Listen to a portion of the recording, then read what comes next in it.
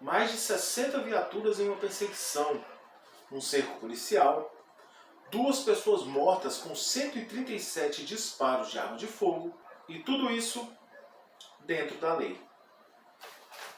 Será? Olá, excelências, sejam todos bem-vindos ao canal.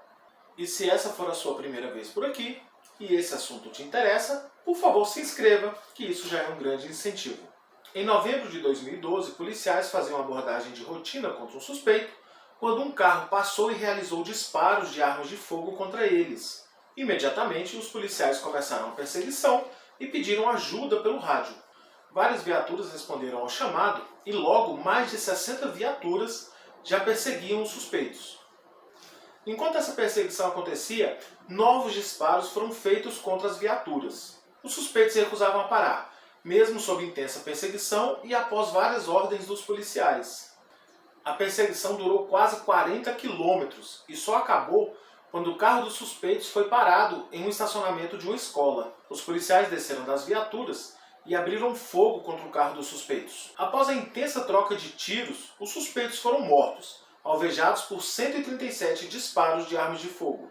Inclusive, com um ato heróico do policial Michael Brello, que, saltando sobre o capô do carro, efetuou pelo menos mais 15 disparos nos suspeitos dentro do veículo. Bom, a história deveria acabar por aí, apesar da quantidade de tiros, já que 137 tiros são muitos tiros. Dentro do carro estavam mortos Timothy Russell e Melissa Williams.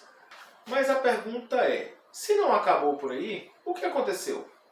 Bom, a história começou a tomar um rumo diferente quando a perícia não encontrou nenhuma arma dentro do veículo. Assim, vários questionamentos começaram a ser feitos. E logo, as primeiras provas de um erro terrível começaram a aparecer. Lembra quando eu disse antes que um veículo passou e efetuou disparos contra os policiais? Então, isso nunca aconteceu. Ao menos não na parte dos disparos. O que aconteceu foi que o escapamento do carro do Timothy estava com problema.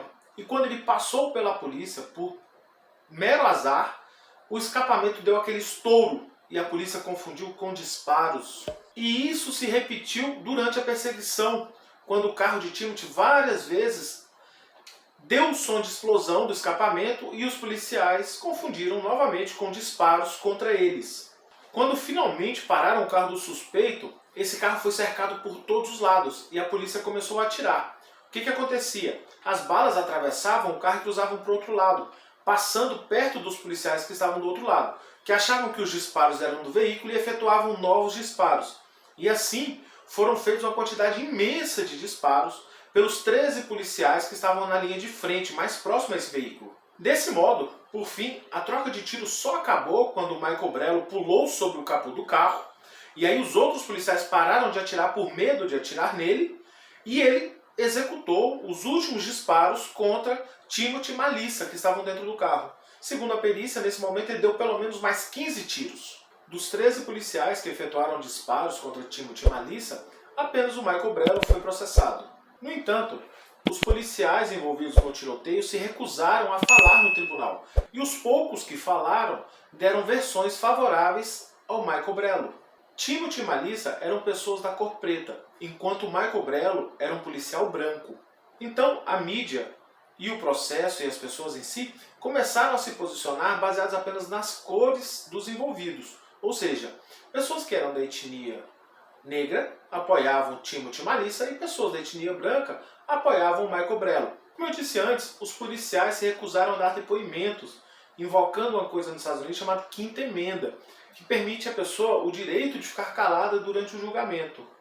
Isso gerou um grande debate se isso era permitido aos policiais, já que eles eram agentes públicos e estavam a serviço do Estado. O promotor do caso chegou a pedir que o juiz ordenasse que os policiais falassem, mesmo eles tendo invocado essa Quinta Emenda.